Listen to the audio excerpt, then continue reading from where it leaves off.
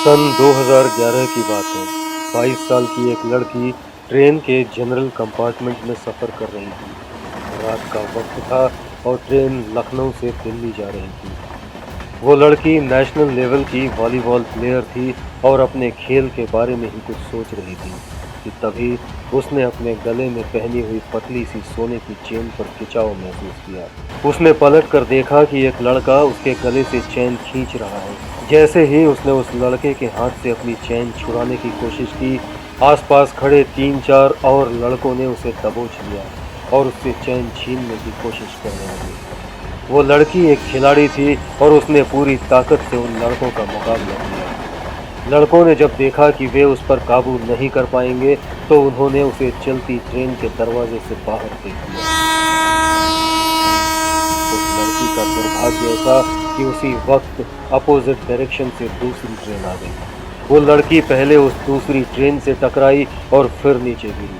धड़धड़ाती हुई दोनों ट्रेन उसके आजू बाजू से गुजर गई।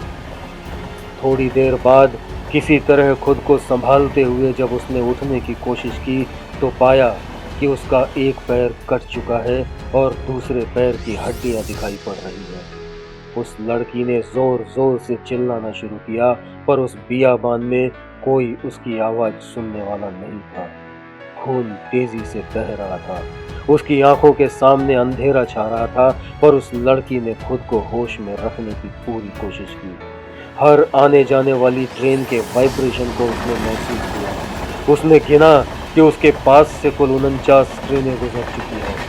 पटरियों के बीच से निकलकर चूहे बार बार उसके जख्मी पैरों से मांस कुतर जाते थे। उसका शरीर जवाब दे चुका था, पर मन से उसने हिम्मत नहीं हारी थी। लगभग 7 घंटे गुजर गए। सुबह कुछ गांव वालों ने उसे इस हालत में देखकर अस्पताल में भर्ती करवाया। उसकी हालत देखकर डॉक्टर्स और नर्सेस भी घबरा गए।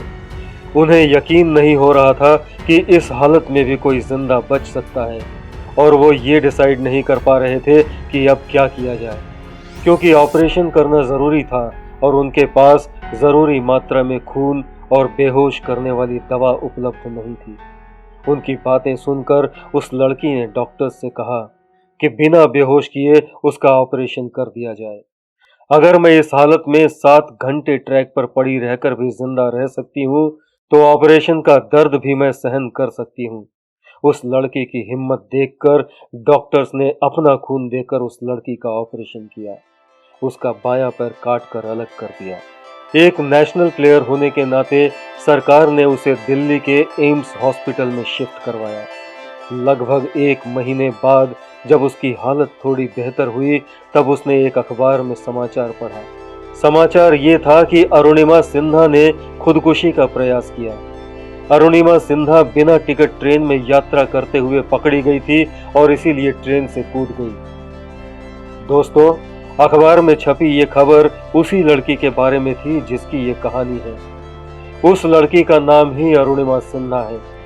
अरुणिमा सिन्हा और उसके परिवार ने इस खबर का खंडन करने का पूरा प्रयास किया, पर उनकी बात सुनने वाला कोई नहीं था। अरुणिमा सिन्हा, जो अपना बायां पैर गंवा चुकी थी, जिसके दाहिने पैर को रॉड की मदद से जोड़ा गया था, जिसकी रीढ़ की हड्डी में 3-3 फ्रैक्चर्स थे, और जिसे ये भी नहीं पता था कि वो अपने बल पर कभी खड़ी हो पाएगी या नहीं, उसके दिलो दिमाग पर क्या बीत रही होगी, इस बात का सिर्फ अंदाजा लगाया जा सकता है।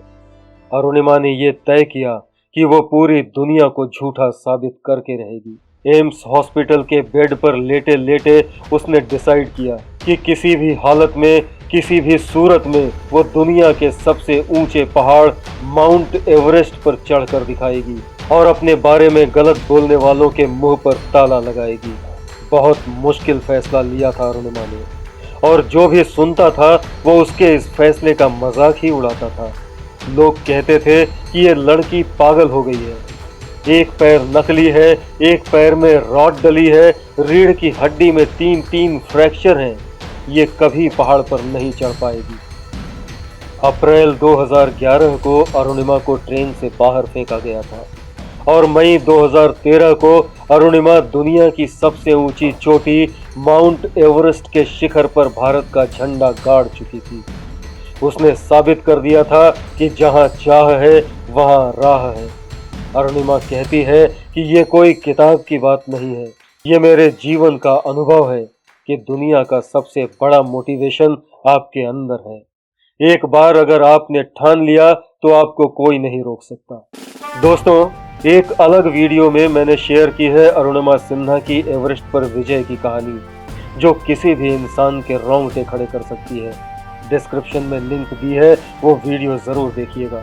अगर आपको ये वीडियो पसंद आया हो तो लाइक, शेयर और सब्सक्राइब जरूर करिएगा और हमेशा अपने सच्चे दोस्त यानी किताबों को अपने साथ रखिएगा। जिंदगी जिंदाबाद। जय भारत।